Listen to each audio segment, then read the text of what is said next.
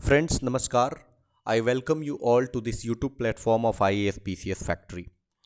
देखिए आज यूपीएससी ने ईपीएफओ का रिजल्ट जारी किया। उन सभी छात्रों को हम कॉन्ग्रेचुलेशन करते हैं जिनका सिलेक्शन हुआ है, और जिन छात्रों का सिलेक्शन नहीं हो पाया है क्योंकि काफ़ी लंबा प्रोसेस चला था। मुझे लगता है इसका फॉर्म काफ़ी पहले आया था। जब मेरा यूपीएससी सिविल सर्विसेज का इंटरव्यू था उस टाइम पे आया था इसका फॉर्म। तो जिनका सिलेक्शन नहीं हुआ है उनको हार नहीं मानना है, क्योंकि देखिए जीवन में सफलता असफलता ये सारी चीज़ें टेम्परेरी होती हैं, मेरा ऐसा मानना है। और ये सिर्फ I am not talking about this in a philosophical way, मुझे ऐसा प्रैक्टिकली फील हुआ है।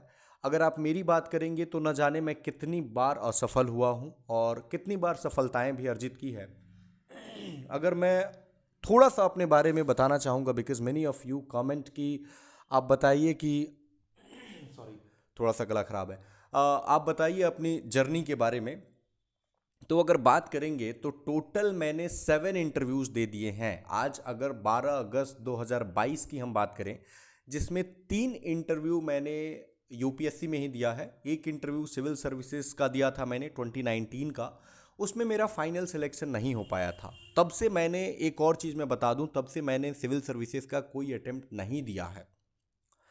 और दूसरी चीज़ ये है कि कुछ कारण है नहीं दे पाया मैं।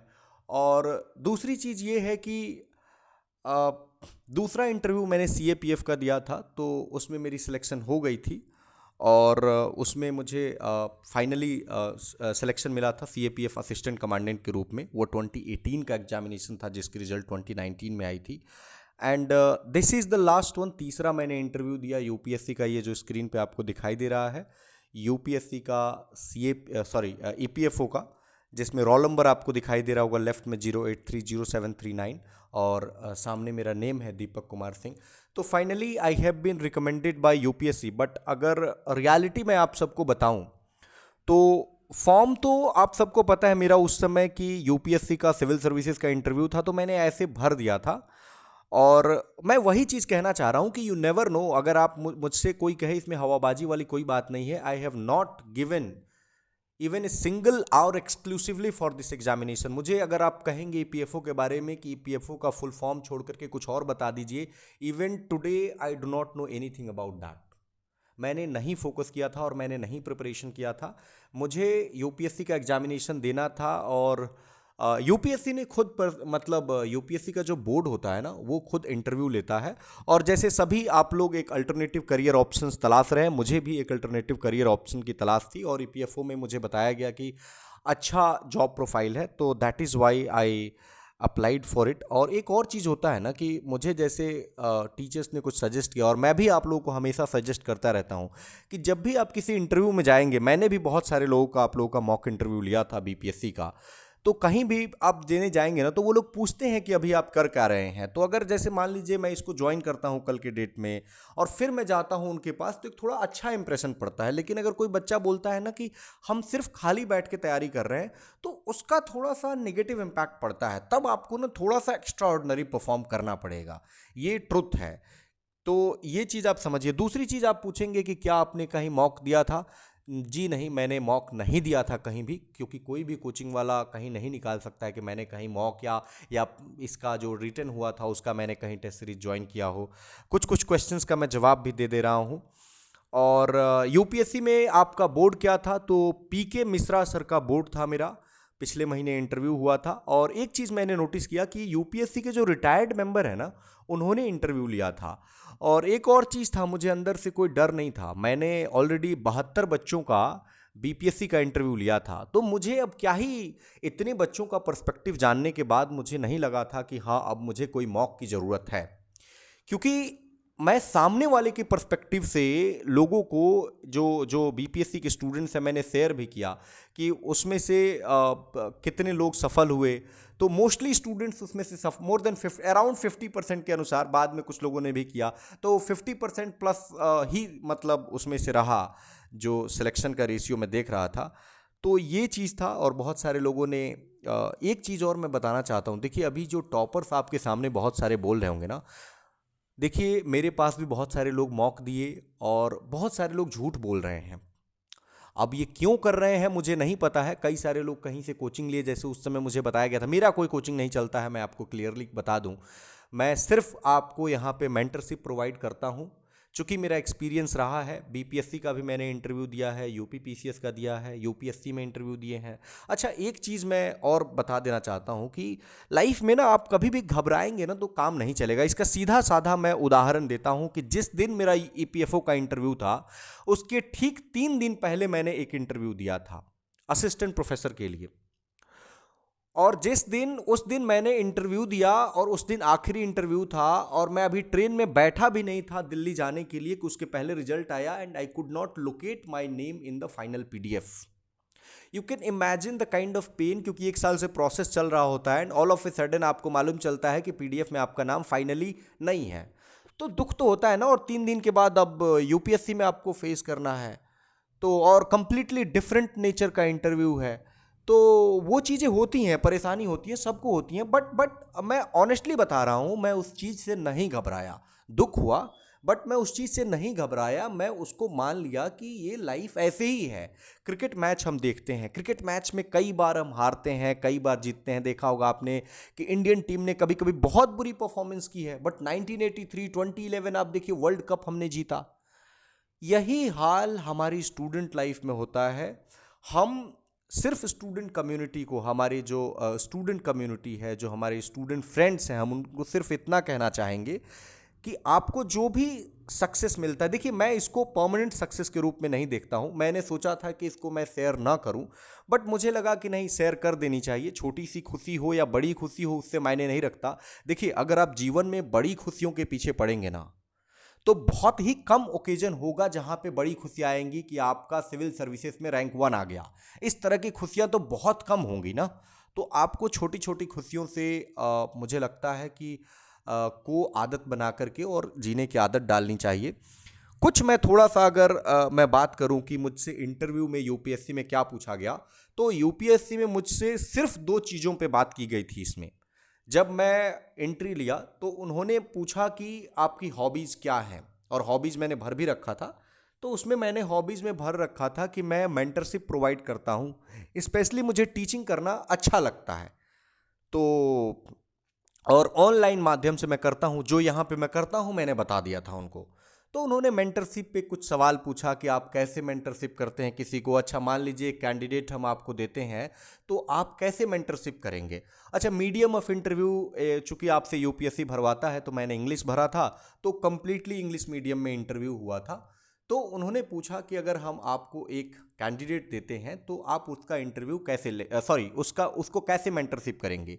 चेयरमैन सर ने करीब 5 से 7 मिनट तक चेयरमैन सर ने इस चीज़ पे बात की, including he shared his own experience कि how he is also involve in the mentorship programme.